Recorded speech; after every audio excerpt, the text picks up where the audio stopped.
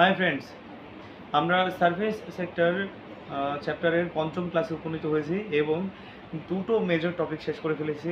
চলো আমরা তৃতীয় মেজর টপিক শুরু করি।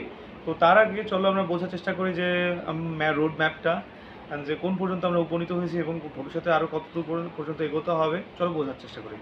তো এই চ্যাপ্টারকে আমরা 7টি অংশে ভাগ করেছিলাম। প্রথমটা হচ্ছে কি সূচনা বা ইন্ট্রোডাকশন, সেকেন্ড হচ্ছে কি ইন্স্যুরেন্স সার্ভিস সেক্টর, 3 নাম্বারটা হচ্ছে ট্যুরিজম সার্ভিস সেক্টর, 4 নাম্বার হচ্ছে কি যে আইটি সার্ভিস সেক্টর। আইটির মধ্যে হচ্ছে বিজনেস প্রসেস ম্যানেজমেন্টও ইনক্লুড করে দেবো।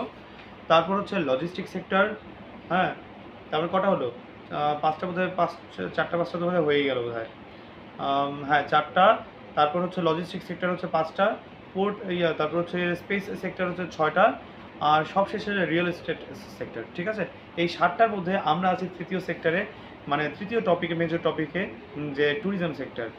আর আমি আগেও বলেছি যে আমরা অলরেডি মেজর টপিকটা শেষ করে ফেলেছি, এখন সব ছোটো ছোটো টপিক হয়তো একটা ক্লাসেই সব শেষ হয়ে যাবে। ঠিক আছে, তো চলো শুরু করি আমরা।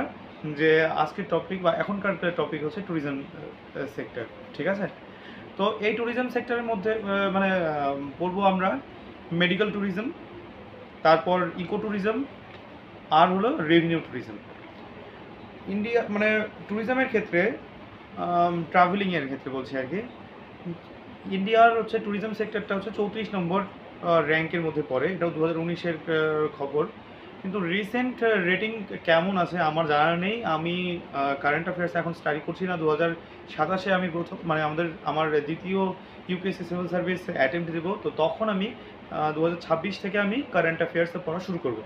তো যারা তোমরা এই বছরই কোনো না কোনো চাকরি পরীক্ষায় বসবে, তারা প্লিজ একটু ইকোনমিক সার্ভেটা এই বছরটা দেখে নাও, তাহলে সমস্ত কিছু আইডিয়া পেয়ে যাবে। কোন সেক্টর কত নম্বর রেটিংয়ে আছে পুরোপুরি তুমি আইডিয়া পেয়ে যাবে। ঠিক আছে, তবে একটা 2019-এর সময় প্রচুর ইন্ডিয়ার যে ট্যুরিজম সেক্টরটা ধীরে ধীরে গ্রোথটা না ডিক্লাইন হতে যাচ্ছিল।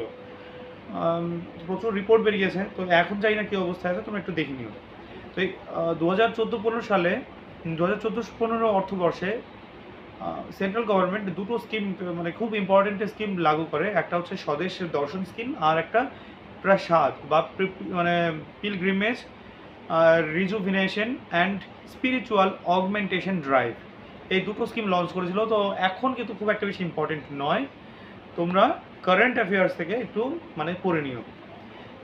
এবার আসি আমরা মেডিকেল ট্যুরিজম।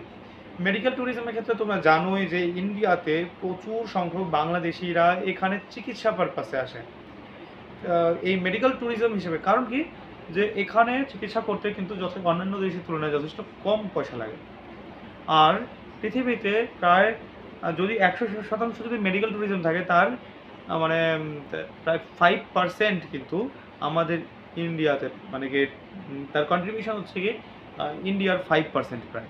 ঠিক আছে, এছাড়া আয়ুষ একটা স্কিম আছে, স্কিম বলবো না, আয়ুষ স্কিম বলা যায় বা না যায়, যাই হোক আর কি বলে দিচ্ছি যে আয়ুষটা কি, এতে হয় আয়ুর্বেদা, ওয়াইতে যোগা, ইউতে উনানি, তারপরে এসে হচ্ছে সিদ্ধা, আর এসে হোমিওপ্যাথি। তো এই 5 রকমের চিকিৎসা ব্যবস্থা ইন্ডিয়াতে প্রযোজ্য আছে, এখনও পর্যন্ত আছে, এবং গভর্নমেন্ট এখানে যথেষ্ট রীতিমতো ফান্ডিং দিচ্ছে এগুলোর গ্রো করার জন্য অ্যালোপ্যাথি এর সঙ্গে সঙ্গে। ঠিক আছে, তো এই কারণে মেডিকেল ট্যুরিজম কিন্তু ইন্ডিয়াতে যথেষ্টভাবে ডেভেলপড। আচ্ছা, এবার আসি আমরা ইকো ট্যুরিজম। ইকো ট্যুরিজম হচ্ছে কোনো একটা ন্যাচারালি কোনো একটা জায়গা, জিওগ্রাফিক্যাল ন্যাচারাল একটা জায়গা, যাকে কনজার্ভ করা, হ্যাঁ, রিজার্ভ করা, যাতে কিনা তার এনভায়রনমেন্টটা যাতে খারাপ না হয়, সেটা ইকো ফ্রেন্ডলি আছে তো ইকো ফ্রেন্ডলি রেখে দেওয়া, সেখানে ট্রাভেলিংকে অ্যালাউ করে দেওয়া। তো এটা হচ্ছে এক ধরনের ইকো ট্যুরিজম। ইকো ট্যুরিজম বলাতে অনেক সুবিধা, কারণ কি এনভায়রনমেন্টের উপর বিরূপ প্রভাব পড়ে না, বরং যত আমরা ইকো ট্যুরিজম তৈরি করবো তত বেশি আমাদের লাভ। ঠিক আছে, তাহলে কী কী করলাম ট্যুরিজমের ক্ষেত্রে? ট্রাভেলিং সেক্টরটা আমরা দেখলাম, ট্রাভেলিং ক্ষেত্রে দেখলাম যারা এমনি কী বলবো ঘোরার জন্য আসে, হ্যাঁ, সেই ক্ষেত্রে আমরা আলোচনা করলাম। মেডিকেল ট্যুরিজম আলোচনা করলাম, ইকো ট্যুরিজম আলোচনা করলাম। এবার লাস্ট ট্যুরিজম আলোচনা করবো রেভিনিউ ট্যুরিজম।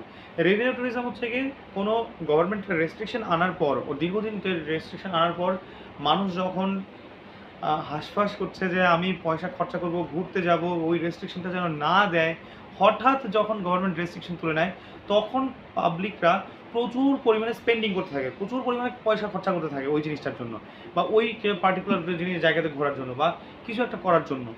হ্যাঁ, যে জিনিসটা গভর্নমেন্ট রেস্ট্রিক্ট করে রেখেছিল। মানে একটা মজা, জাস্ট একটা ফানি কথা বলি, সত্যিকারই কিন্তু তাই। দেখবে লকডাউনের সময় কিন্তু প্রচুর ভিড় মানে প্রচুর রেস্ট্রিকশন ছিল। হঠাৎ যখন লকডাউনটা কিছুটা হালকা করলো না, মদের দোকানে বিরাট লাইন হয়েছিল এই পশ্চিমবাংলাতে, জলপাইগুড়ি জেলাতে।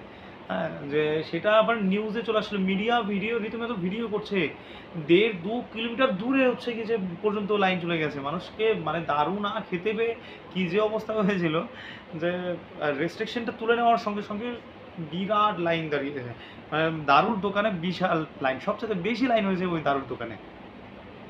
ঠিক আছে, তো এটা হচ্ছে এক ধরনের রেভিনিউ ট্যুরিজম। ঠিক আছে, তো আজকে মানে এখনকার ক্লাসে আমরা করলাম যে travelling tourism, medical tourism, eco tourism, আর সবশেষে করলাম রেভিনিউ ট্যুরিজম। ঠিক আছে, তো ট্যুরিজম টপিকটা এই ইতিমধ্যেই শেষ হয়ে গেল। তো নেক্সট ক্লাসে আমরা নতুন টপিক শুরু করবো, সেটা হচ্ছে information technology and business process management services. ঠিক আছে, সঙ্গে থেকো, বাই।